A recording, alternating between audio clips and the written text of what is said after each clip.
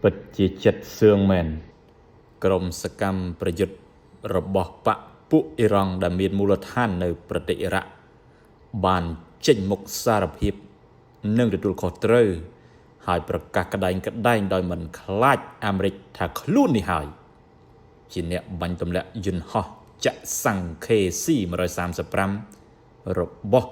សហរដ្ឋអាមេរិកឲ្យធ្លាក់កាលពីថ្ងៃម្សិលមិញក្រុមសកម្មប្រយុទ្ធបកពួកអ៊ីរ៉ង់មានមូលដ្ឋាននៅប្រទេសអ៊ីរ៉ាក់បានចេញមុខអះអាងដោយទទួលខុសត្រូវនិងប្រកាសក្តែងក្តែងថាខ្លួននេះហើយជាអ្នកបាញ់ទម្លាក់យន្តហោះចាក់សាំងរបស់សហរដ្ឋអាមេរិកនៅថ្ងៃសុក្រទី13ខែមីនាឆ្នាំ2026ប្រព័ន្ធផ្សព្វផ្សាយរដ្ឋអ៊ីរ៉ង់បានដកស្រង់សម្ដីអ្នកនាំពាក្យទីស្នាក់ការកណ្ដាលនៃក្រុម PBUH របស់អ៊ីរ៉ង់ដែលអះអាងថាយន្តហោះចាក់សាំងរបស់កងទ័ពអាមេរិក KC-135 ត្រូវបានចលនាតស៊ូ Islam Resistance បាញ់ទម្លាក់ដោយគ្រាប់មីស៊ីលនៅភាគខាងលិចប្រទេសអ៊ីរ៉ាក់ហើយអាកាសយានិកទាំង6នាក់នៅលើយន្តហោះនោះគឺស្លាប់ទាំងអស់នៅក្នុងសេចក្តីថ្លែងការណ៍របស់ខ្លួនក្រុមនេះ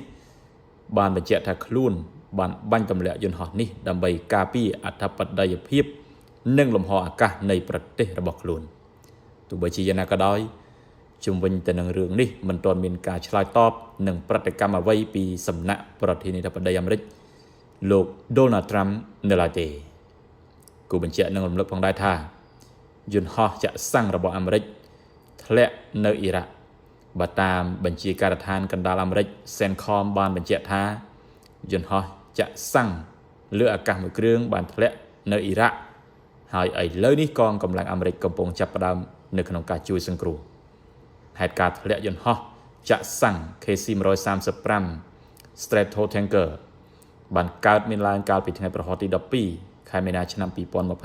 2026ដោយអាមេរិកបានអះអាងថាយន្តហោះចាក់សាំងនេះ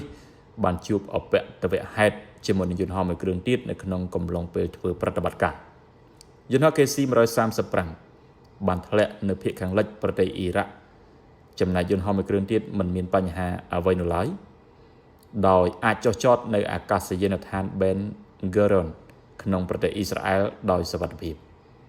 ជុំវិញទៅនឹងហេតុការណ៍នេះ CENTCOM បានចេញសេចក្តីថ្លែងការណ៍ថាហេតុការណ៍ដែលបានកើតឡើងក្នុងលំហអាកាសមិត្តភាពកំឡុងពេលបំពេញបេសកកម្ម Epic Free វាមិនមែនបណ្ដាលមកពីការបាញ់ប្រហារពីសត្រូវឬក៏មានការបាញ់ច្រឡំគ្នាឯងអ្វីនោះទេ CENTCOM ក៏បើកការស៊ើបអង្កេតរួចហើយផងដែរគណៈគិតមកដល់ពេលនេះអាមេរិកមិនទាន់បញ្ចេញរបាយការណ៍ជាសាធារណៈនៅឡើយថាតើអាកាសយានិកប៉ុន្មានអ្នកដែលត្រូវរងគ្រោះឬស្ថានភាពរបស់ពួកគេយ៉ាងណាទៅហើយនោះ